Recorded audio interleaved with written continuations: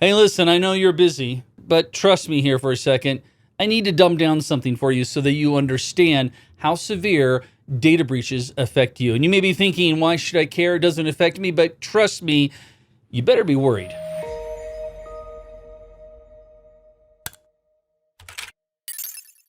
So, a data breach is when an unauthorized party accesses sensitive, confidential, or private information. And this can be done physically or by stealing a laptop or even stealing a hard drive, even electronically by hacking into a database. Either way, a data breach is a very big deal and you should be concerned. Your personal information is at risk. When a data breach occurs, the first thing you should think about is whether or not your personal information has been compromised by that company.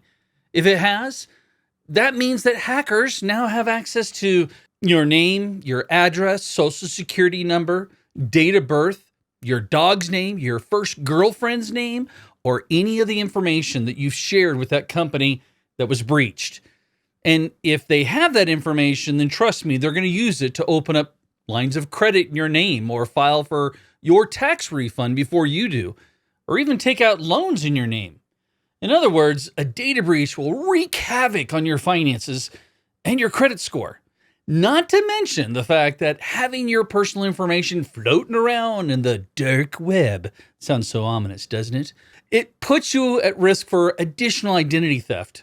Identity theft is not a joke, Jim. If hackers have access to all this information, they can again use it to apply for credit cards, line of credit in your name, and they can rack up debt in your name, which will ruin your credit score and make it difficult for you to get any type of loans or line of credit in the future. So basically, a data breach can completely screw up your life. And speaking of protecting yourself from data breaches, have you signed up for our free guide on how to protect yourself from breaches, including protecting your email and passwords? Do yourself a favor and head on over to our website, DaleDumbsItDown.com, and sign up for our newsletter. And hey, while you're at it, could you do the whole YouTube smashy thing? You know, the smash the like button, notification, subscribe while you're here? Tell you what, go ahead. I'll wait for you.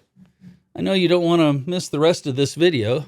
Sweet. Hey, thanks. The whole crew here at DDID truly appreciates your support. And now back to our story. Now, when it comes to data breaches, don't think that individuals are the only ones at risk. They also put companies at risk.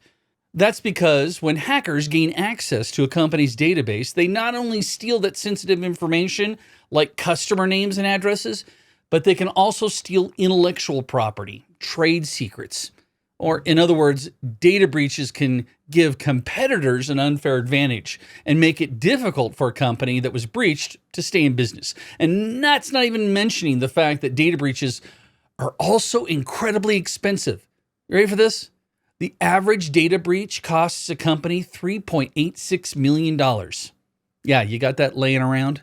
So what's the world's biggest data breach? That award goes to Yahoo!